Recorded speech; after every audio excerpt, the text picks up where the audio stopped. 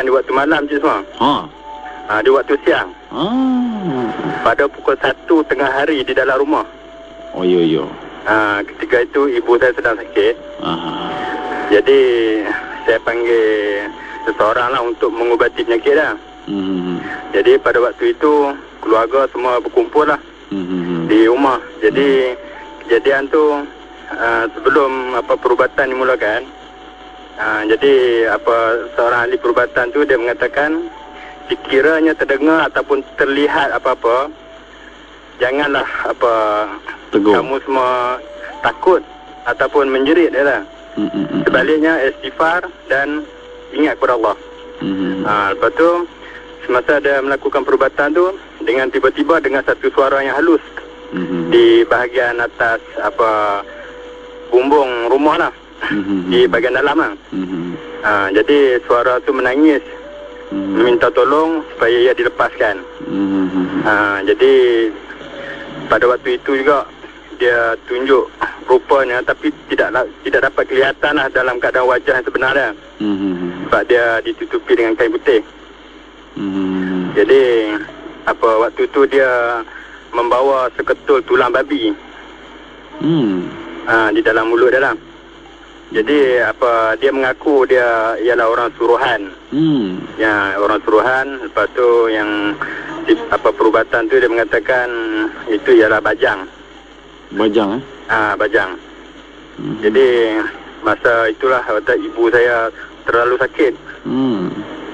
Masa dalam keadaan yang begitu, jadi dia merayulah supaya ia dilepaskan.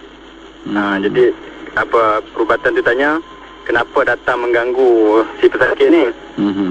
Jadi dia mengaku dia terima upahan daripada orang. Ibu dia yang mengantar dia ke sini, dia kata. Jadi sebab-sebab dia saya tak payah cerita lah kan. Jadilah itu kejadian yang memang menyeramkan lah, tapi bukan di waktu malam. Apa ceritanya? Orang suruhan tu lah, bajang tu. Yalah.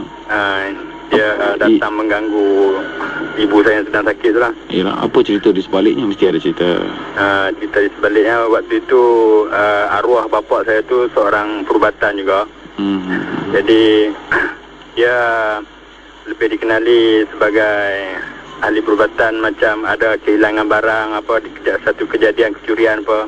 Jadi insyaAllah lah barang-barang yang dicuri tu dikembalikan balik lah. Jadi bila keadaan macam tu, orang dalam keadaan sakit hati, dia orang tak dapat melakukan apa-apa kerja. Sebab tu dia orang ingin melakukan kepada arwah bapa saya, tapi tidak kena pada dia, kena kepada ibu saya lah.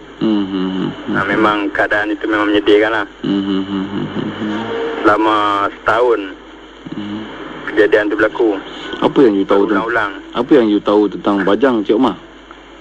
Apa yang saya tahu ialah dia ni sejenis makhluk syaitan lah, yang dipelihara oleh seseorang untuk mengambil upah, mengganggu ketenteraman orang lah. Bajang tu macam mana? Dia makhluk tu menyerupai keadaan dia berselimut kain putih. Dia tak dapat kita nampak keadaan rupa dia yang sebenar. Dia tutup rupa dia. Memang dia boleh menjelma zahir, dan dia boleh menghilangkan diri. Tapi selepas kejadian yang bomo tu mengubati penyakit tu, alhamdulillah lah sampai sekarang tak ada apa-apa masalah kejadian ni lah.